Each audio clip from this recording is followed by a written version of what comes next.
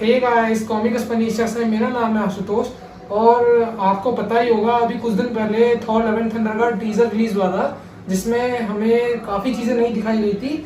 और अब मार्वल वालों ने इनका ऑफिशियल ट्रेलर रिलीज कर दिया है, जो मुझे काफ़ी कूल लगा। और आज मैं इस ट्रेलर का आपको ब्रेकडाउन देने वाला हूँ। सॉरी, ये वीडियो थोड़ी लेट हो गई क्योंकि हमारे एग्जाम चल रहे थे, हम बिजी थे। तो बिना किसी देरी के चलिए इस वीडियो को शुरू करते हैं।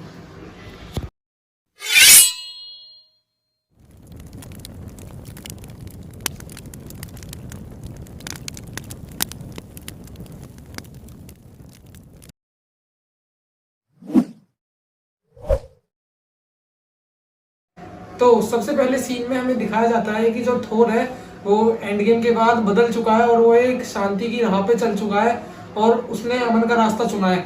और वो एक पेड़ के नीचे बैठ के तपस्या टाइप सी योग सा कर रहा है। तो अगर आप उस सीन को थोड़ा गौर से देखोगे तो उस सीन में दो और लोग हैं। जहां तक मुझे लग रहा है ये दोनों गार्डियंस ऑफ द गैलेक्सी के मेंबर होंगे, जहां तक ये नेबुला और मेंटिस होंगे। और थॉर उस जगह पे बैठ के अपनी योग टाइप कर रहा है। फिर अगले सीन में हमें अपना प्यारा टाइगा वटीटी कॉर्क दिखाया जाता है। तो कॉर्क कुछ लोगों को कहानियां सुना रहा होता है थॉर की। तो ये भी एक ग्रीस माइथोलॉजी में बहुत बड़ा इसका सिग्निफिकेंस है कि पुराने टाइम पे जो गॉड्स होते थे वो अपनी कहानियों को, जो लोग होते थे वो गॉड की कहानियों को ऐसे ही जनरेशन टू जनरेशन आगे पास करते थे। मतलब वो अपनी कहानियों को कहीं लिखते नहीं थे। वो जो पुरानी जनरेशन होती थी वो अपनी आने वाली संतानों को वो कहानी सुनाती थी और वो संतान उस कहानी को आगे ट्रांसफर करती थी।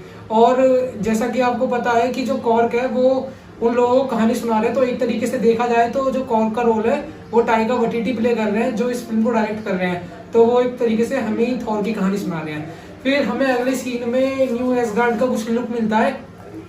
तो अगर आप इस न्यू एसगार्ड को गौर से देखोगे तो यहाँ पर एक गोल्फ का पूरा स्टेडियम बन चुका है और यहाँ पर शिप्स भी खड़ी है। तो मुझे जहां तक लग रहा है कि एंड गेम के बाद जब थॉर ने ये जगह वैलकरी को दी होगी तो ये एक अच्छी खासी टूरिस्ट प्लेस बन चुकी होगी।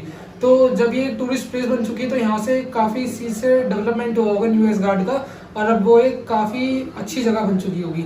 फिर हमें अगले सीन में दिखाते हैं कि कॉर्क और थॉर दो गॉड्स के साथ होते हैं। तो अगर आप इन गॉड्स को ध्यान से देखोगे तो कॉमिक्स बुक में ये गॉड होती है टूथ स्नेचर और टूथ ग्राइंडर।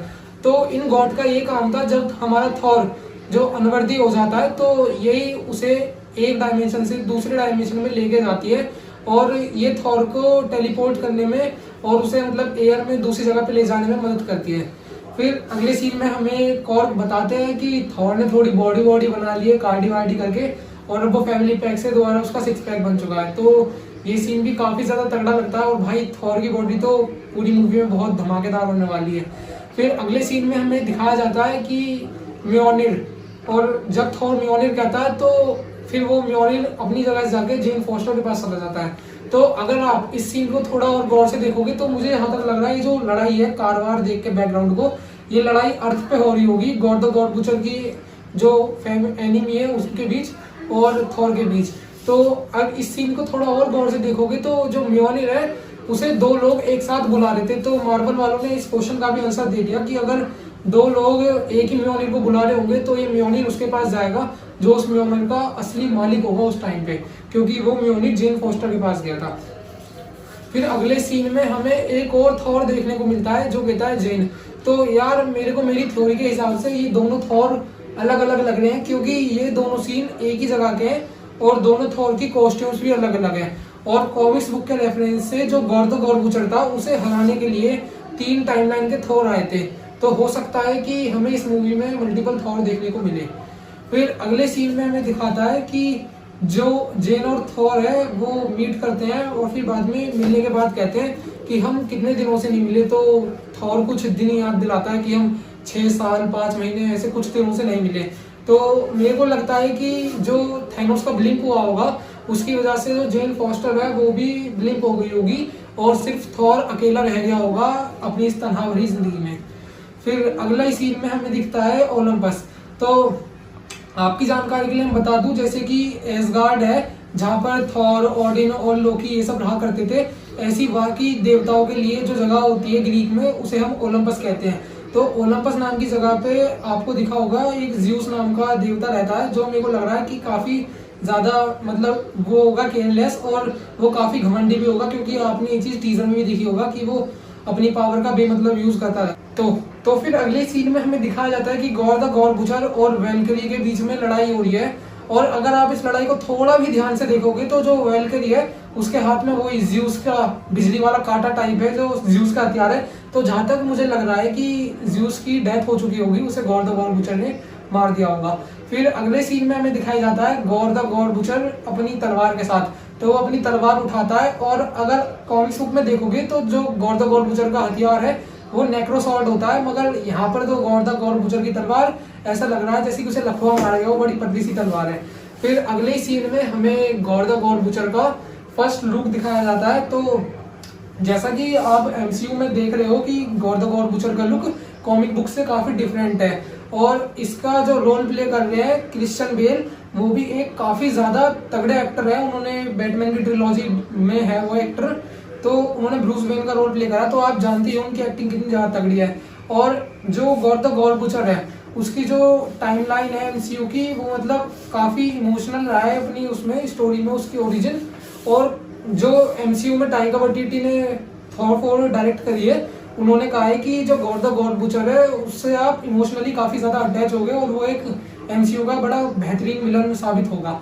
तो सबसे पहले मैं आपको थोड़ा सा गॉर द गॉर बुचर के बारे में बता देता हूँ कि गॉर द गॉर बुचर एक कॉमिक बुक के हिसाब से एक प्लेनेट पे रहता था, एक कबीले में, और उस प्लेनेट पे अर्थक्वेक, डिजास्टर और भुखमरी रहती थी। और गॉर द गॉर बुचर की लाइफ काफी ज्यादा सैड थी। उसकी जो मदर थी उन्हें जंगली जानवर खा जाता है, और उनकी वाइफ की डेथ, प्रेग्नेंट वाइफ की डेथ हो जाती है किसी भुखमरी से, और उनके दोनों बच्चे गॉर द गॉर बुचर के, वो भी उनके हाथों में दम तोड़ देते हैं। और कबीले वाले तब भी ये प्रार्थना करते हैं कि हमारे प्लेनेट को बचा लो प्रभु, प्रभु हमारे प्लेनेट को बचा लो। तो जब ये बात गॉर द गॉर बुचर को पता चलती है तो वो काफी ज्यादा टूट जाता है, और वो अपने कबीले वालों से कहता है कि भगवान जैसे कुछ चीज नहीं होती, और भगवान होते भी हैं तो बहुत ज्यादा निर्दय होते हैं और सिर्फ केयरलेस होते हैं, अपने कामों में रहते हैं। तो ये बात जब उनके कबीले वाले सुनते हैं गॉर द गॉर बुचर के, तो वो गॉर द गॉर बुचर को अपनी ट्राइब से निकाल देते हैं। और ट्राइब से निकालने के बाद गॉर द गॉर बुचर को अकेला छोड़ देते हैं, तो वो बेचारा रेगिस्तान में भटकता रहता है, और कई सारी मतलब वो मरने की दुआ करता है, क्योंकि उसकी हालत बहुत ज्यादा खराब हो चुकी होती है।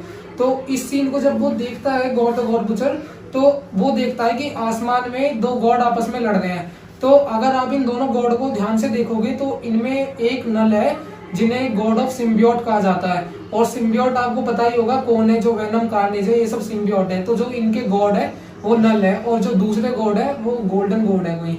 तो जो ये दोनों गॉड आपस में लड़ रहे होते हैं, तो ये गॉर द गॉर बुचर के प्लेनेट पे आके गिरते हैं। तो यार गॉर द गॉर बुचर वैसे ही थोड़ा गुस्से में था, क्योंकि उसका सब फैमिली सब खत्म हो चुकी होती है। तो जो गोल्डन वाले गॉड थे वो नल को बहुत ज्यादा जख्मी कर देते हैं, और जो गोल्डन गॉड थे उनको भी बहुत ज्यादा चोटें आई होती है। तो वो गॉर द गॉर बुचर से कहते हैं प्लीज मेरी हेल्प करो। तो जब गॉर द गॉर बुचर ये सब चीजें देखता है तो वो समझ जाता है कि ये जो गॉड है ये सिर्फ अपने आप में ही लड़ते रहते हैं, और ये हमारे लिए कुछ नहीं करेंगे। तो वो नल का जो हथियार होता है नेक्रोसॉर्ड, उसको उठाता है और उस गोल्डन आर्मर गॉड के सीने में ठोक देता है। तो उससे गोल्डन आर्मर गॉड की मौत हो जाती है, और उसके बाद गॉर द गॉड बुचर सोचता है कि अब मैं दुनिया के सारे देवताओं को ऐसी करके मार दूंगा जैसे मैंने इसे मारा, क्योंकि देवता बहुत केयरलेस है और ये अपनी जिस पोजीशन पे है उसके लिए ये हकदार नहीं है। और फिर हमें अगले ही सीन में दिखाया जाता है कि जो गॉर द गॉड बुचर है उसका काफी प्यारा लुक दिखाया जाता है, मतलब इविल टाइप, क्योंकि वो बहुत ज्यादा डार्क है। तो उसका ब्लैक एंड व्हाइट लुक दिखाया जाता है जो मुझे काफी तगड़ा लगा। और फिर से हमें अगले सीन में दोनों गॉड दिखाए जाते हैं, टूथ स्नेचर और टूथ ग्राइंडर, जो गॉड थॉर और जेन फॉस्टर और कॉर्क और वैल्करी को ओलंपस लेके जा रहे होते हैं। तो जेन के जब मतलब ये सारे गॉड के साथ ओलंपस जाते हैं, तो ओलंपस में जाने के बाद फिर हमें अगले ही सीन में लड़ाई दिखाई जाती है जो जेन और ओलंपस में जो लोग हैं उनके बीच में हो रही है। तो अगर आपने इस सीन को गौर से देखा होगा तो जो जेन का हैमर है, जैसे उसे हेला ने तोड़ा था बीच बीच में से, तो वो वैसे ही टूट के लोगों के जाके लगता है एनिमी के, और वापस फिर जुड़ जाता है। तो ये भी एक काफी ज्यादा अच्छी चीज है कि जो जेन का हैमर है वो भी बीच बीच में से टूट के लग जाता है लोगों के। फिर हमें अगले सीन में दिखाया जाता है कि जो गॉर बुचर है वो अपने प्लेनेट पे एक तलवार सॉर्ड गाड़ता है जमीन में। तो इस सॉर्ड को गाड़ने के बाद फिर प्लेनेट पे ब्लू कलर की लाइटनिंग दिखाई जाती है। तो अगर ब्लू कलर की लाइटनिंग पे आप गौर दोगे तो आपको ऐसा लग रहा होगा कि ये गॉड ऑफ वॉर वूचर ने करा है, मगर मेरे हिसाब से ये जो लाइटनिंग है वो थॉर ने करी होगी, क्योंकि ब्लू कलर की लाइटनिंग सिर्फ थॉर करता है।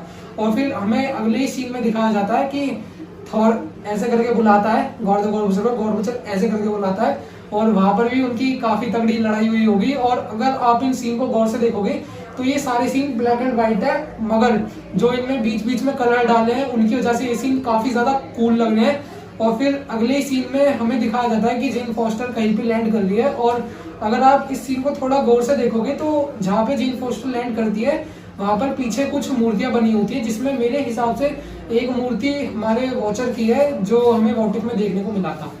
तो फिर ट्रेलर के हमने एंड में देखा कि मार्वल जो है भाई ट्रेलर के एंड में जोक तो मारता ही है, तो उन्होंने कुछ नहीं करा, थॉर को नंगा दिखा दिया। तो एंड में क्या हुआ, ओलंपस ऐसे करता है कि कुछ कहता है कि हो गया खुला खुला, और वो ऐसे करता है तो थॉर नंगा हो जाता है। भाई बॉडी तो उसकी बहुत ज्यादा कमाल की लगती है। और फिर मेरे को लगता है कि उसी के बाद ही वो लड़ाई हुई होगी स्टार्ट, जो हमें दिखता है कि जेन फोस्टर का हथौड़ा डिवाइड हो जाता है, और फिर बस यहीं पे ट्रेलर खत्म हो जाता है। सारी मतलब लास्ट में लड़कियां जो होती है सब बेहोश हो जाती हैं।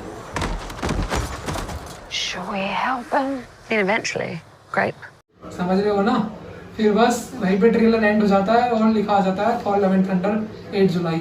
तो यार मैं इस मूवी के लिए काफ़ी ज़्यादा एक्साइटेड हूँ और मैं इस मूवी को देखने जाऊँगा, और मैं आपको भी रिकमेंड करता हूँ कि यार ऐसी मूवी कभी कभी बनती है तो आप इस मूवी को ना छोड़े और इसका मज़ा लेने के लिए सिर्फ थिएटर में ही देखने जाए।